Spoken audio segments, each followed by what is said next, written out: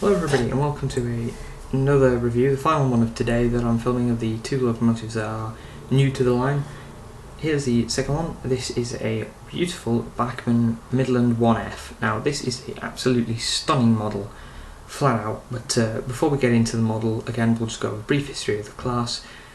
Towards the end of the 1870s, more shunting tanks were needed and Samuel Johnson introduced the Class 1377 Class A, or later known as the 1Fs, and they were built between 1878 and 1892, and 185 of these engines were built.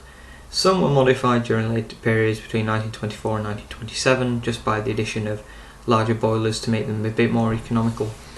And the withdrawals for these engines didn't really step out of single figures throughout the withdrawal, and all were withdrawn by 1966, and one locomotive does exist into preservation, and this happens to be the model of that locomotive, number 41708.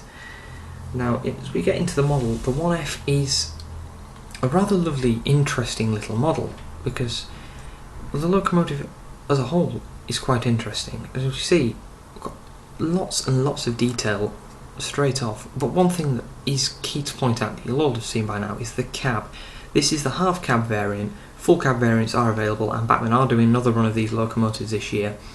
This is the first thing I want to point out. It's just the cab, because it is stunning, as you'd expect with a model in this day and age. But the half cab is just a fantastic thing, as it really enables you to see into the cab completely, like you don't really get to do with tank engines, because normally with the cab covering up you don't get to see that.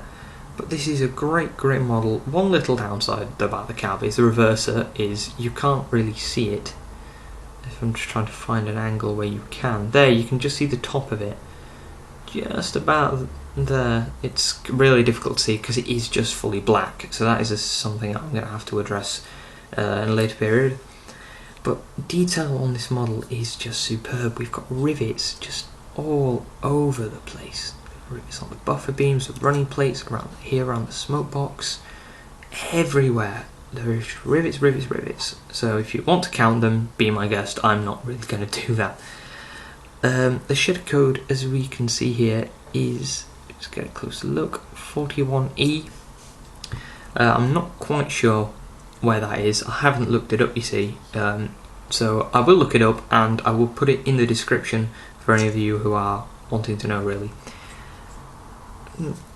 Detail continued. Now this, something I want to point out with this model, I'm not so sure why we don't have any injector piping at all, just completely at all. There's no injector piping on this locomotive, and also it doesn't have vacuum pipes.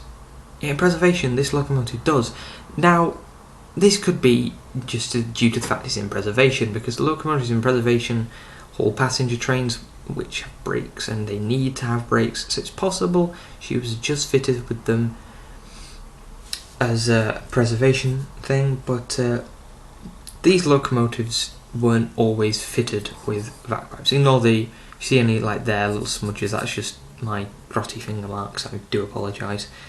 Now if we just look on the back, we have the water capacity, which is not, the camera's going to make it out.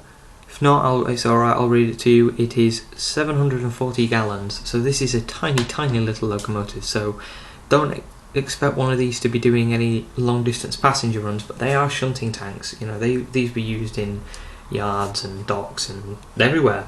These were also, a large number of these actually just stood in storage and were sent out to private firms and collieries, just loans, especially during World War II, that these were used. They were used on colliery work, which would be a lovely thing to model. So if you do model a colliery layout, you know, a 1F would be a lovely little thing to have, if it's Midland, of course, if you're modelling a Midland region. Now 1F is tiny. A 1F power classification, that is tiny. It's not very strong.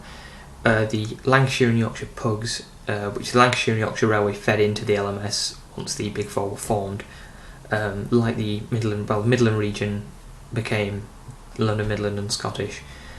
The Lancashire and Yorkshire Pug is an OF. let's go, well, 0F power classification. So that thing is very, very weak. So this isn't much stronger compared to a Ginty. Now a Ginty is a 3F. So that is, they're not very powerful, but they'll get the job done. They're not meant to be very powerful. They're only shunting tanks at the end of the day. So 41708 is preserved, I do believe, at Barrow Hill. I have been to Barrow Hill before. I was very, very young. I don't really remember anything about it. I do remember being there, but I don't remember much about it. So I can't say I remember seeing her, but I know she is there. And she was actually preserved on the Keighley and Worth Valley Railway during the early years of her preserved life. She did stay on the Keighley and Worth Valley, did perform there, and then was later moved to Barrow Hill. So I can only assume she's under private ownership, because railways don't really tend to sell their locomotives. Only private owners tend to move them. But she is a stunning, stunning little model.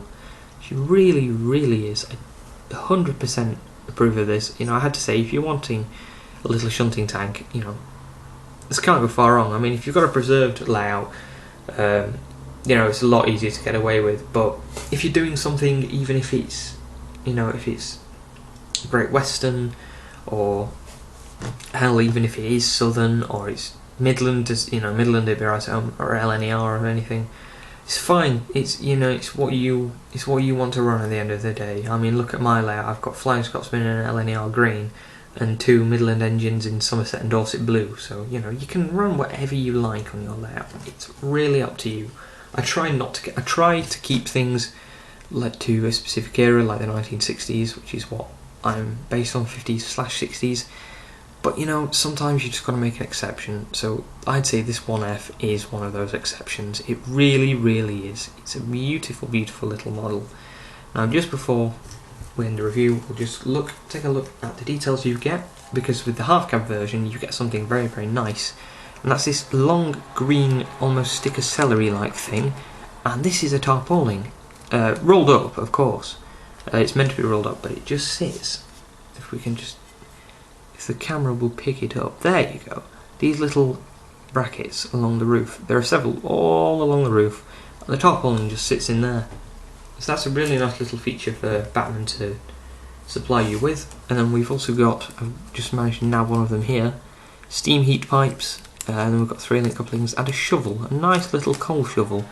So that'll be nice. I can paint that up and just put it in the cab. I mean, I do have them, but if it's been supplied with it, I might as well take advantage of having one.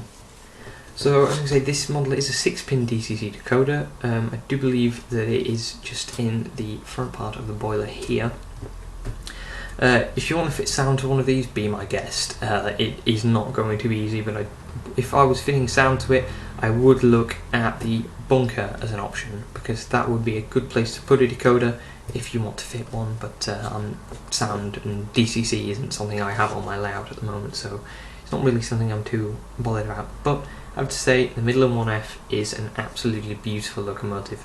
Sweet runner, pretty strong actually. She's got some fairly decent weight to her for a small little engine. But if you want a little shunting tank, I do recommend one of these, and just to anyone really. They are lovely, lovely engines, just like the 3F or the Ginties or anything. They are beautiful engines. So thank you very much for watching, guys. I'll see you all in the next video. Bye bye.